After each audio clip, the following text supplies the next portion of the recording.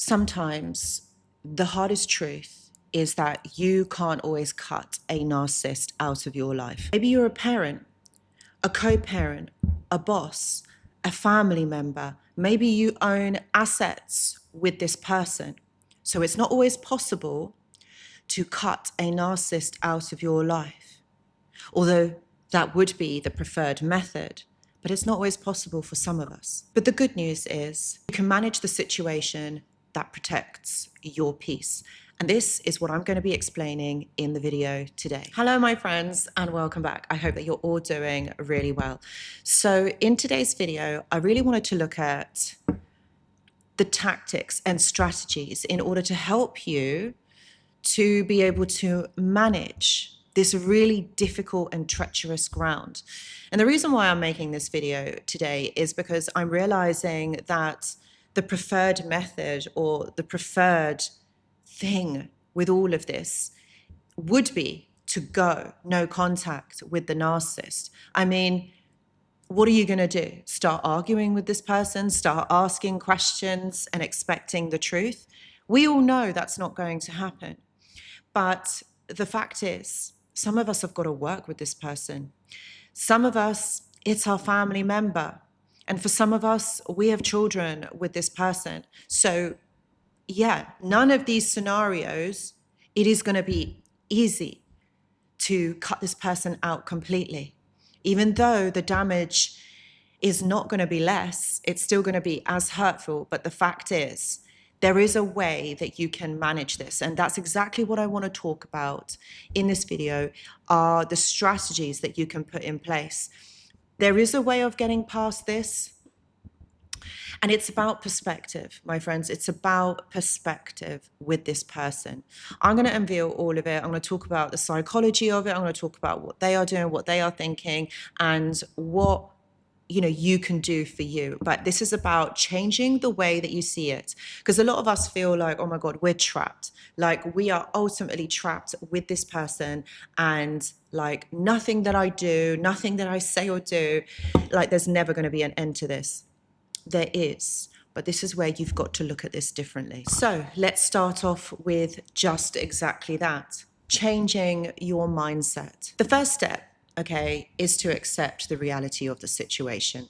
And I know that's easier said than done, and that's quite an easy step, or it's hard, but you're just probably thinking, really, like, I've just got to accept it the way things are. The fact is, yeah, actually, you're going to have to. You don't have to plead, you don't have to try harder, you don't have to change who you are. The power comes from shifting your expectations, my friends. It's about seeing them as they are and understanding that this person is never going to give you the answers that you are looking for. This person is never going to give you accountability. And mainly, this person is never going to give you the truth. And this is where you've got to see them for who they are, not what you wished them to be, but also not believing the illusion, not believing the lies that they have told you, not believing the perception that they are trying to create, because that's what they have done. That's how they have managed to keep you in this space, keep you in this hope, this belief that this person is this way. And that's why you have stayed in this dynamic for longer than you should. They make you believe that they are this wonderful person. They make you believe that they are a good person. Okay, and you have to think of this as managing a storm. Yes, my friends, managing a storm. In that, I mean, you can't manage the weather, but what you can do is prepare for it. What you have to do here is you need to reframe your interactions with this person. Interact with them in terms of treat it as a business interaction, as a business meeting. Meaning, think about it, when you're in a business meeting, you're not really asking the other person, hey, how are you? How was your weekend? Like, how are the children? Like, how are your friends? Like, what did you wear? What were you doing? Like, none of that, all of those intricacies. Okay, well, how you would kind of interact with a friend, a colleague, a partner, a loved one, whoever it is, this person, obviously, you know very well. But you've got to take all of that away, because if you continue to communicate with them in that way, what you're doing is you're giving them too much information that they don't need to know. Meaning, because if you do continue to give them that information, they're going to use that against you. Oh, yes, my friends, they're going to use this as leverage. They're going to use this as information that they know where you are, what you're doing, how you conduct yourself. They don't need to know that because you don't need them to use that against you. So this is where you become unpredictable. You're kind of a little bit more secluded in yourself. You're becoming unpredictable. And that's where you need to be. And that leads into my kind of second aspect here. This is about grey rocking. This is a kind of like a street psychology term where you remove all emotional interaction, all emotional reaction. Okay, because that's what they're thriving on. Of course, you know this. I've talked about this a lot on the channel, and I'm sure many other people who you have watched on YouTube or other blogs that you have read online.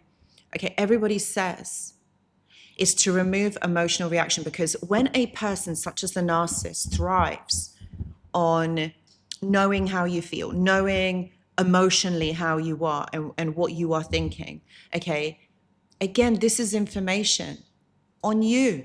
This is how you behave. Added to the fact they already know you, they've already worked you out. So they're going to use this information from previous, historic, but they're also going to see you now, see how you're reacting, seeing how you are behaving now. And they're going to use this as ammunition against you. Now, why would they use ammunition against you? Especially, for example, if they're a family member, if they're a partner, why would they do that? This is how they know that you are still interested in them. This is how they know that they are still in control of you. This is how they know that they have still got you in this trap.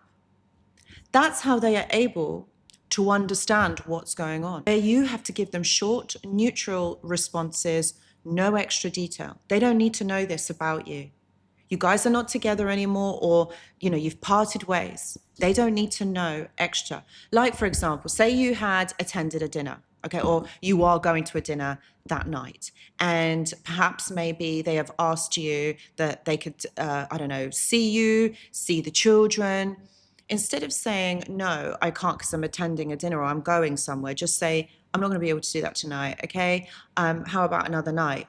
So again, can you see, it sounds kind of like very much more business-like, but you're not giving too much information. This is where you have to become unpredictable to the narcissist.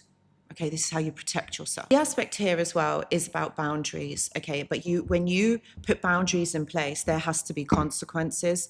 Don't be afraid of initiating consequences to this person, because they're not going to learn any other way. The boundaries isn't about controlling them. It's about managing and protecting yourself. The thing is, if you're not going to do it for you, no one else is going to do this for you. This is kind of like your responsibility to actually do that.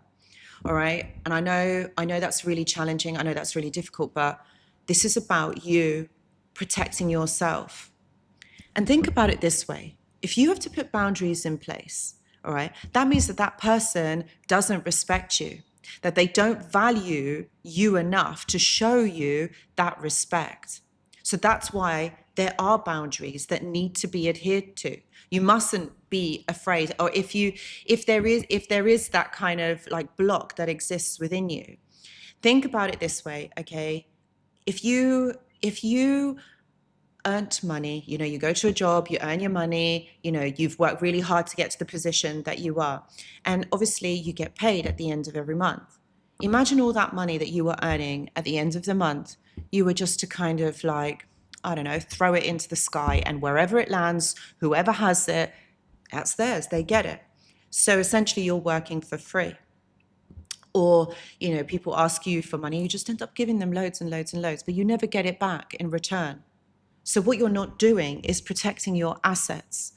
And I hope that this example makes sense, because that's really what I'm trying to show you is like this example of you looking after yourself. That is your protection. This is why we have bank accounts, my friends, so that there is that level of protection, so that our money doesn't get stolen from us.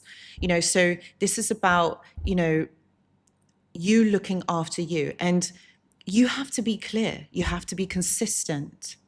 But also don't be afraid if you have to repeat this over and over, because this person is not going to get it the first time and they're going to deflect. They're going to try and push your buttons, push your boundaries, so that you are that person that you were before, because they don't like this one. Narcissists feed on emotions and drama. They love it. Can't you see? They absolutely love it. Don't give them the fuel. This leads into the next part that I really wanted to talk about, the emotional armor. Narcissists trigger you. They love to trigger. They love to push buttons, and they love to identify and exploit your triggers. And they do this because, again, they're getting an emotional reaction from you. Whether it's positive or negative, they love it. They're getting an emotional reaction from you. So this is what you've got to see this as. Think about it. The more information you're giving them, the more that you're talking about yourself, the more they know about you, and the more they're going to use that against you. One thing that will really save you here is if you practice pausing before responding. So it gives you time to think about the response. And in that time that you've paused, take a deep breath, count to 3, remind yourself, this is about them, not me. You have to build your resilience on the outside. Journaling, therapy, meditation, or supportive communities. And if you are someone that is going through this, please know that I do offer one-to-one consultations. Please see the description box below for more details. I can help you with the communication. I can help you to protect yourself if you are in this situation. And all of this will help to discharge the stress that they cause you. So if this is a work situation, you need to start documenting everything. If this is family, then you need to start limiting your time and how much time you spend with them, and set up rituals kind of after seeing them to help you recover. If this is co-parenting, then what I would say is use apps that track communication to reduce manipulation. The key here is don't try to win. Your goal here is to manage them whilst you're trying to protect yourself. Look, my friends, I know that you might feel like you'll never escape the narcissists, but this is about you being smart, you being clever, you being one step ahead, okay? This isn't about just taking what this person gives you. That's not what this is about. You will escape the chaos. There will be an end to this because they're going to get bored of you. But at the moment, they realize that you are interesting enough to kind of do this too. Stop giving your control over to them, okay? Because you're the one that's in control. So if you have found this video helpful, please do give it a thumbs up. And if you haven't already, please subscribe to the channel, which if you follow, you will find out more strategies, more ways for you to stop being manipulated, stop being controlled, and for you to understand their actual behavior, to know that actually you have more control in this situation than you think. Guys, thank you so much for watching, and I will see you in the next video. Goodbye.